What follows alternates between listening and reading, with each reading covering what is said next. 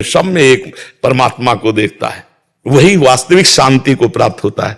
थोड़ी देर मौन हो जाना, हट जाना, इसे शांति नहीं कहते। बीच बाजार में समाधिस्थ रहना, इसे शांति कहते। कोलाहल में भी वो शांत है, द्वंद्वों में भी वो शांत। पर ऐसे महात्मा मिलना, भगवान खुद कह रहे सा महात्मा सुदुर्लभा है, महत संगस्त दुर्लभो। देवर्षि नारद जी कहते महत संगस्त दुर्लभो अगम्यो अमोघस्य। यदि निर्वाह कर ले जाए ऐसे महात्माओं का तो निश्चित भगवत प्राप्ति है जी। पहली बात आपका और हमारा परिचय बता दूं मैं।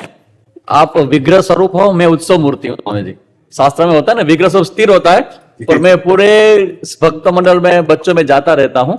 और आपका जो प्रभाव है स्वामी जी, मैं 20 साल से काम कर रहा हूँ कच्छ में, मगर अभी जो यंगस्टर्स हैं उनके अंदर जो साधु संतों के प्रति जो शंका थी, आपके प्रवचन से वो श्रद्धा का रूप ले रही है। और हमारे जैसे स्वामियों को काम इजी हो जाता है जब श्रद्धा वहां आ जाती है। बिल्कुल। तो महाराज जी, इसके लिए मैं बहुत धन्यवाद हूं। मैं जो काम कर रहा हूं उसके लिए आशीर्वाद चाहते हैं।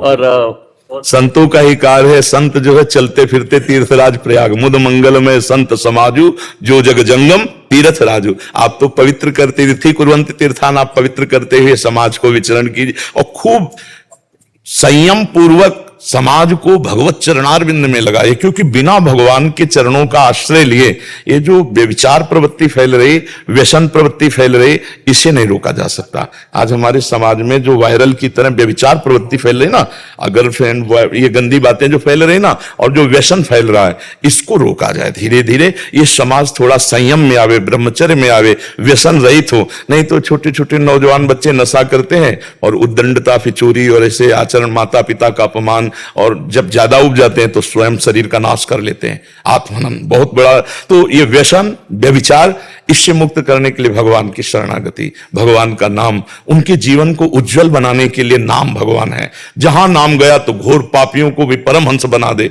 वो नाम भगवान का है। तो अगर जैसे बताया ना, छोटे बच्चे नाम जप, हाँ ऐसे नौजवान यदि नाम जप करें, थोड़ा ब्रह्मचर्य को समझें, थोड़ा भगवान के आश्रित हो जाएं, तो इस प्रचंड माया से बच जाएंगे। जो कलयुग अपना प्रभाव दिखा रहा है ना, झूठ, व्यभिचार, मांस, मदिरा, इसमें सब फंसा के जीवों को नष्ट करना, तो आप जैसे संत ही हैं जो उस फांसी से काट करके उनको मंगल में भगवान की तरफ बढ़ा सके। जी जी। डॉक्टर तन्या जी झारखंड से। श्री हरिवंश, राधे राधे महाराज जी। महाराज जी, आपके चरणों में कोटि कोटि प्रणाम। महाराज जी, 2 वर्ष से आपसे यूट्यूब के माध्यम से जुड़े हैं। आपकी कृपा से जिंदगी में काफी पॉजिटिव बदलाव भी आए हैं। राधा नाम के प्रति समर्पण, पारिवारिक जनों की सेवा को भगवान की भक्ति समझना, अपने कर्म को पूजा मानना। महाराज जी, किंतु कुछ दिन भजन करने के बाद मन भागने लगता है और कर्म और व्यवहार माया में फंस जाती है। देखो, कुछ दिन बाद मन का भागना स्वभाव है, उसको रोकना ही प्रभाव है भक्ति का। हम धीरे धीरे, आप देखो, ऐसा नहीं कह सकते कि आपका मन बिल्कुल नहीं रुकता है, ऐसा नहीं कह सकते। 24 घंटे माया प्रपंच में फंसे रहने वाला मन, यदि आज हम 5 मिनट उसको काबू में कर पाए हैं तो बहुत बड़ी विजय प्राप्त कर ली। 24 घंटे जो अनंत जन्मों से माया में फंसा रहा है मन, आज हम 5 मिनट उसे राधा नाम में लगा पा रहे हैं, कल हम 6 मिनट लगाएंगे।